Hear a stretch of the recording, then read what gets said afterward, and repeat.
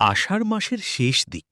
সারাদিনের ভারী বৃষ্টির পরে রাতটা যেন আরও বেশি অন্ধকার হয়ে উঠেছিল। গ্রামের সেই পুরনো রাস্তা নিয়ে অনেক গল্প প্রচলিত ছিল। লোকেরা বলতো রাত ১২টার পরে ওই রাস্তায় কেউ একা যায় না। বিশেষ করে কালীবটতলা মোড় জায়গাটা নাকি অভিশপ্ত। অর্ণব এসব কথায় কখনো বিশ্বাস করত না। সে শহরে চাকরি করত। সেদিন অফিসে কাজ শেষ হতে অনেক দেরি হয়ে গিয়েছিল। বন্ধুরা বলেছিল রাতটা শহরেই থেকে যেতে, কিন্তু অর্ণব জেদ করেছিল, ভূত টুত বলে কিছু হয় না, ৮ ঘন্টার রাস্তা, পৌঁছে যাব। এই বলেই সে অফিস থেকে বেরিয়ে যায়।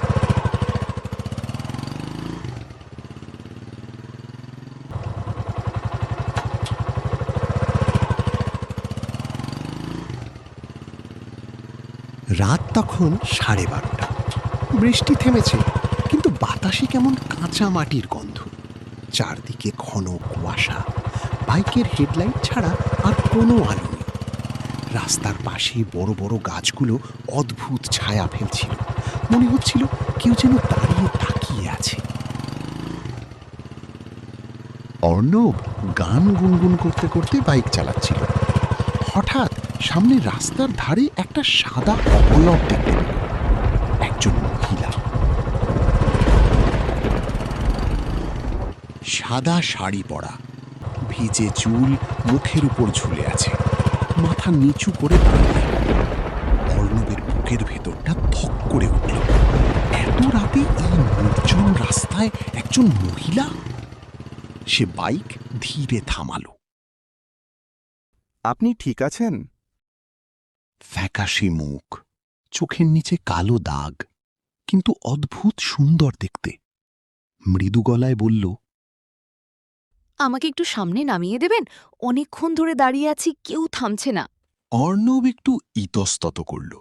তারপর মানবিকতার খাতিরে বলল, ঠিক আছে, উঠুন।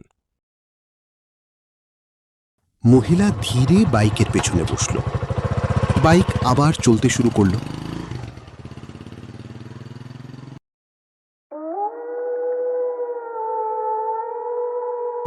প্রথম ৫ মিনিট সব ঠিকই ছিল, কিন্তু তারপর অর্ণব অনুভব করল পিছনের সিটটা অস্বাভাবিক ঠান্ডা হয়ে যাচ্ছে, যেন বরফ রাখা আছে। তার হাত কাঁপতে লাগলো। সে পিছনে তাকালো, আর সঙ্গে সঙ্গে তার বুকের রক্ত যেন শুকিয়ে গেল। মহিলার শরীর দেখা যাচ্ছে, কিন্তু মুখ নেই। মুখের জায়গায় শুধু ঘন কালো অন্ধকার। অর্ণব দ্রুত চোখ ফিরিয়ে নিল, নিজেকে বোঝানোর চেষ্টা করল। ঠিক তখনই পিছন থেকে মহিলার গলা ভেসে এলো, তুমি কি এই রাস্তা চিনো? হ্যাঁ, ছোটবেলা থেকেই যাতায়াত করছি। তাহলে নিশ্চয়ই জানো, এখানে অনেক দুর্ঘটনা হয়। অর্ণব চুপ করে রইল। মহিলা আবার বলল, ৩ বছর আগে আমিও এখানে মারা গিয়েছিলাম। অর্ণবের হাত কেঁপে উঠল। তার মাথার ভেতর পুরনো একটা স্মৃতি ঝলসে উঠল। ৩ বছর আগে এক বর্ষার রাতে সে নেশা করে বাইক চালাচ্ছিল। হঠাৎ সামনে একটা মেয়ে চলে এসেছিল। ধাক্কা লেগেছিল জোরে। মেয়েটা রাস্তার ধারে ছিটকে পড়েছিল। অর্ণব ভয়ে পালিয়ে গিয়েছিল। পরদিন খবরের কাগজে পড়েছিল, অজ্ঞাত পরিচয় তরুণীর মৃতদেহ উদ্ধার। সেই ঘটনার পর থেকে সে কখনো এই রাস্তা দিয়ে রাতে আসেনি। অর্ণবের নিঃশ্বাস ভারী হয়ে উঠল। ধীরে ধীরে সে জিজ্ঞেস করল, তোমার নাম কি ছিল? পিছন থেকে খুব ধীরে উত্তর এলো, মিতু, মিতু সরকার। হঠাৎ ঠান্ডা একটা হাত তার কাঁধে পড়ল। তুমি আমাকে রাস্তার ধারে ফেলে পালিয়ে গিয়েছিলে কেন অর্ণব? ৩ বছর আমি অপেক্ষা করেছি। আমি ইচ্ছে করে করিনি, আমি ভয় পেয়ে গিয়েছিলাম। আমি ইচ্ছে করে করিনি, আমি ভয় পেয়ে গিয়েছিলাম। চারদিকে হঠাৎ কুয়াশা আরো ঘন হয়ে গেল। বাইক নিজে থেকেই বন্ধ হয়ে দাঁড়িয়ে গেল। রাস্তার মাঝে সম্পূর্ণ নীরবতা। অর্ণব ধীরে পিছনে তাকালো। সিট খালি, কেউ নেই। সে হাঁপাতে লাগলো। তাড়াতাড়ি বাইক স্টার্ট দেওয়ার চেষ্টা করল। কিন্তু ঠিক তখন সামনে হেডলাইটের আলোয় সে দেখতে পেল মিতু দাঁড়িয়ে আছে।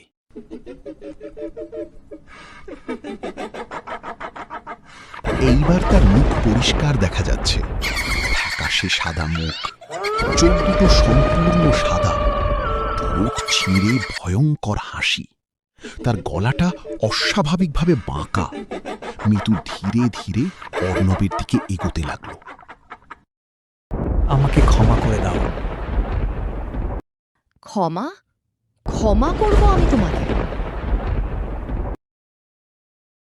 হঠাৎ চারদিক থেকে অদ্ভুত ফিসফিস শব্দ শোনা যেতে লাগলো, যেন অনেক মানুষ একসাথে কথা বলছে।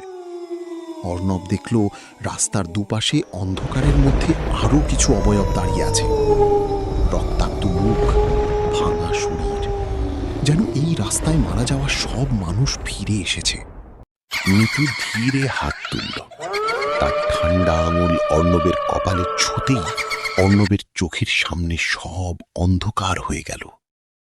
পরদিন সকালে গ্রামের লোকেরা রাস্তার ধারে অর্ণবের বাইকটা পড়ে থাকতে দেখেছিল, কিন্তু অর্ণবকে আর কখনো খুঁজে পাওয়া যায়নি। শুধু কালীবটতলা মোড়ের পাশ দিয়ে রাতের বেলা গেলে আজও নাকি শোনা যায় একটা মেয়ের ফিস ফিস গলা, আমাকে ফেলে পালিয়ে গিয়েছিলে কেন অর্ণব?